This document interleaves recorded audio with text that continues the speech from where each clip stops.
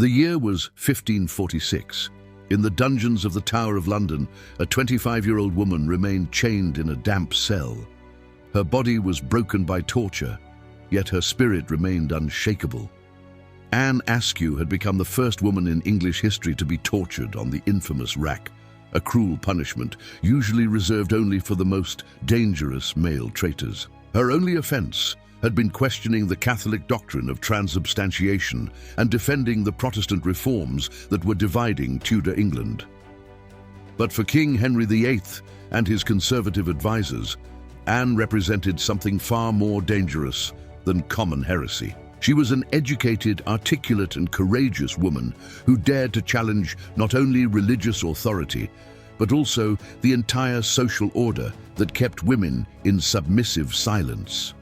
What happened in the months following her imprisonment surpassed all precedents of judicial cruelty against women in medieval England. Anne Askew was subjected to brutal interrogations, extreme physical torture, and finally, an execution so horrific that even spectators accustomed to public violence were shocked.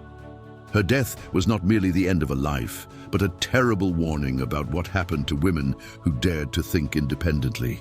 This is the story of how a housewife from Lincolnshire became the most famous Protestant martyr of Tudor England, how her courage in the face of extreme suffering inspired generations of reformers, and how her execution marked one of the darkest moments of Henry VIII's reign. Anne Askew transformed her agony into spiritual victory, proving that not even the cruelest methods could silence a truly convicted conscience.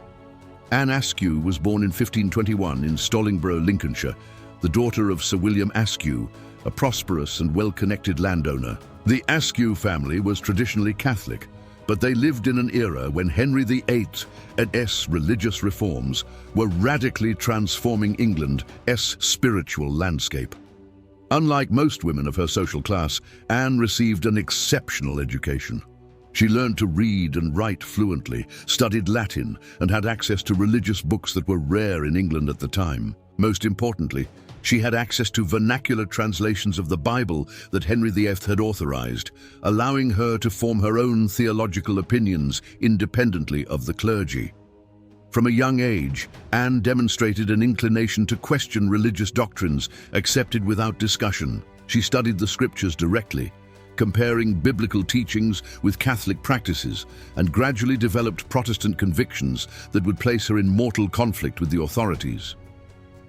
At 17 years old, in 1538, Anne was forced to marry Thomas Kyme, a conservative Catholic chosen by her family to maintain local political alliances. The marriage was disastrous from the beginning.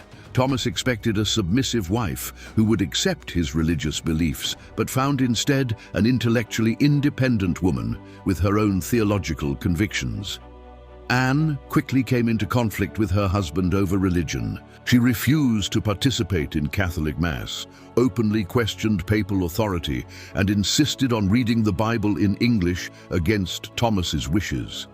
The marriage deteriorated into a constant battle between incompatible worldviews.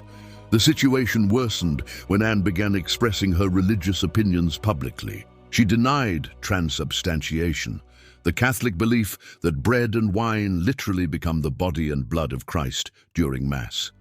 For Anne, based on her reading of Scripture, communion was symbolic, not literal. This theological position placed her directly in conflict with official doctrine. In 1544, Anne made a decision that scandalized Tudor society.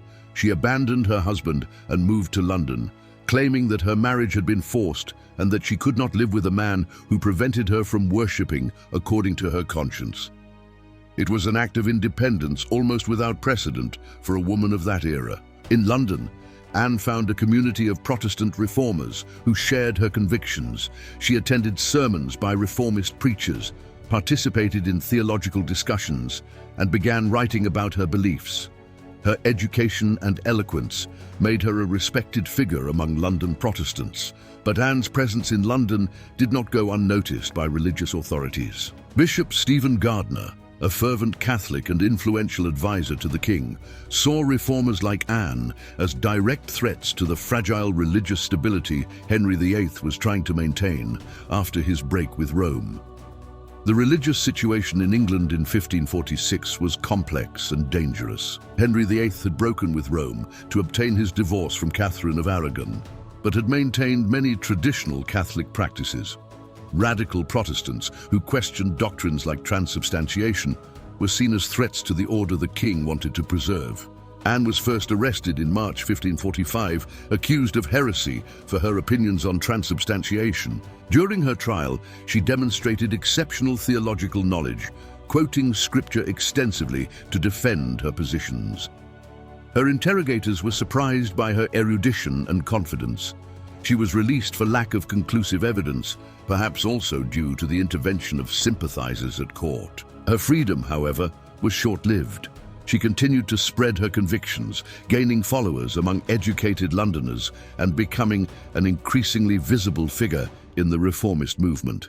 In June 1546, Anne was arrested again, this time under more serious charges. Authorities alleged that she was spreading dangerous heresy and influencing noble women at court, possibly including Catherine Parr, Henry VIII's sixth wife, who was known to have reformist sympathies. This second arrest was different.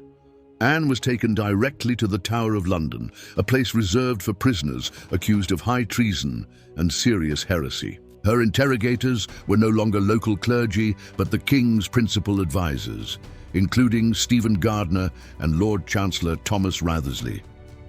For weeks, Anne was subjected to intense interrogations designed to break her resistance and force her to implicate others, especially noble women who might have Protestant sympathies. The authorities even hoped to use her to target Queen Catherine Parr. Anne refused. She would not confess heresy, nor would she betray others. Her resistance infuriated her interrogators, who expected a young woman to yield quickly under pressure. When psychological methods failed, they made an unprecedented decision in English history. Anne would be tortured on the rack. Never before had a woman been subjected to this device, traditionally reserved for men accused of treason. Her torture was personally supervised by Wriothesley and Sir Richard Rich, showing how important her case was to the authorities. The rack stretched her body until her joints were dislocated and her muscles torn. Witnesses reported that Anne endured with remarkable courage, never screaming or begging for mercy. Her body was destroyed, but her convictions remained unbroken. Afterward, Anne could not walk or stand. She was carried back to her cell, permanently crippled. Surgeons doubted she would live long enough to face execution, but her captors were determined to make an example of her. While imprisoned, her writings were smuggled out and circulated secretly among Protestants.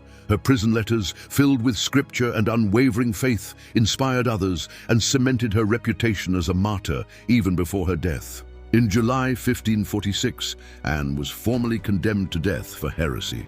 The sentence was burning at the stake at Smithfield, London's traditional execution ground for heretics. On July 16, 1546, a crowd gathered to witness her execution.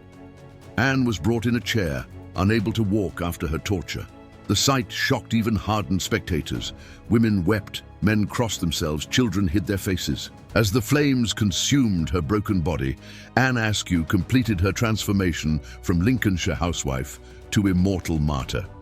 She became the only woman ever tortured in the Tower of London and one of the most famous Protestant martyrs of Tudor England. Her execution shocked society. Women were rarely executed for heresy, and none had ever been treated so brutally. Her death fueled tensions between Catholic and Protestant factions at court. Thomas Wriothesley, who had overseen her torture, soon fell out of royal favor.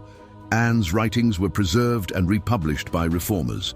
She was celebrated under Elizabeth I as a heroine of the Protestant faith. Even beyond religion, her story showed that women could be educated, independent, and courageous. Her defiance laid foundations that would later inspire feminist thought. Anne Askew paid the ultimate price for her convictions.